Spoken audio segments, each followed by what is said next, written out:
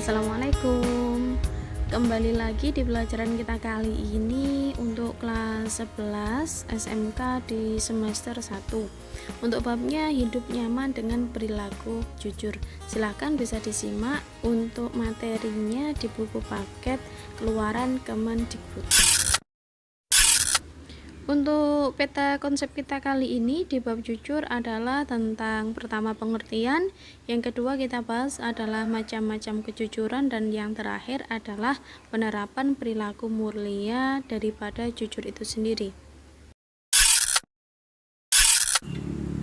Jujur memiliki arti kesesuaian antara apa yang diucapkan atau diperbuat dengan kenyataannya ada sama. Jadi, kalau suatu berita sesuai dengan keadaannya ada, dikatakan benar atau jujur. Tetapi, kalau tidak, dikatakan dusta.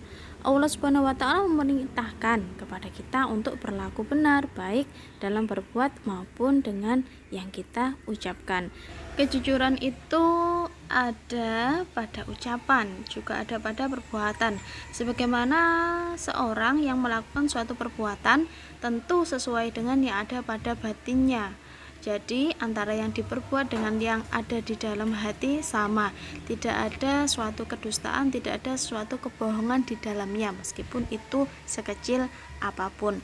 Misalkan dengan tingkah laku dan hati tidak sama, berarti ya dusta, bohong. Tapi kalau apa yang dilakukan ikhlas, di dalam hati juga ikhlas, berarti itu jujur. Kita berkata tentang dasar hukum. Dasar hukum itu adalah suatu patokan di mana kita harus menjalankannya sesuai dengan syariat yang berlaku. Di sini untuk dasar hukumnya terdapat dalam Quran surat At-Taubah ayat 119 untuk dasar hukum berperilaku jujur. Ya, artinya, wahai orang-orang yang beriman, bertakwalah kepada Allah dan bersamalah kamu dengan orang-orang yang benar. Orang-orang yang benar yang dimaksud di sini adalah orang-orang yang jujur, orang-orang yang dianggap baik. Artinya apa? Kesesuaian antara yang diucapkan dengan yang ada di dalam hati itu sama, tidak ada keraguan di dalamnya dan tidak ada pula kedustaan di dalamnya. Itulah jujur. Di sini ada beberapa macam kejujuran. Menurut tempatnya, jujur itu ada beberapa macam. Di antaranya ada jujur dalam hati, jujur dalam niat, dan jujur dalam perkataan ataupun ucapan. Yang pertama adalah jujur dalam niat dan berkehendak, yaitu motivasi bagi setiap gerak dan langkah seseorang dalam rangka mentaati perintah Allah Subhanahu wa Ta'ala. Artinya gini, ketika kita berniat berarti apa yang ada di dalam hati kita sesuai dengan apa yang kita lakukan. Itu berarti jujur dalam niat dan berkehendak. Misalkan ada yang sedekah, misalkan ada yang beramalnya 10.000, tapi karena orang lain, berarti kan tidak ikhlas di dalam hati. Berarti apa yang dia lakukan tidak sesuai dengan hati nuraninya. Tuh, berarti kalau jujur dalam niat atau berkehendak, apa yang ada di dalam hati dengan yang dilakukan itu sama. Itulah jujur dalam niat atau berkehendak. Yang kedua, jujur dalam ucapan, yaitu memberitakan sesuatu sesuai dengan realitas yang terjadi, kecuali untuk kemaslahatan yang dibenarkan oleh syariat, seperti dalam kondisi perang, mendamaikan dua orang yang bersengketa, dan semisalnya. Untuk jujur dalam ucapan berarti apa yang dia ucapkan sesuai dengan dia lihat, sesuai dengan apa yang ada di pikirannya, tidak ditambah ataupun tidak dikurangi. Yang terakhir adalah jujur dalam perbuatan, yaitu seimbang antara lahiriah dan batiniah, sehingga tidaklah berbeda antara amal lahir dan amal batin. Jujur dalam perbuatan ini juga berarti melaksanakan suatu pekerjaan sesuai dengan yang diridhoi Allah Subhanahu wa Ta'ala dan melaksanakannya secara terus-menerus dan ikhlas. Sebagai contoh, jujur dalam perbuatan, misalkan kita ya diwajibkan untuk melaksanakan sholat 5 waktu. Ya kita jalankan sholat 5 waktu itu hanya karena Allah. Kalau tidak karena Allah. Misalkan saya sholat kalau ada orang lain, saya sholat karena ada orang tua, kalau nggak ada orang tua nggak sholat. Nah, itu berarti kan tidak jujur dalam perbuatan sholat karena orang. Nah, sholat karena orang lain, bukan karena Allah. Contohnya seperti itu. Keutamaan perilaku jujur.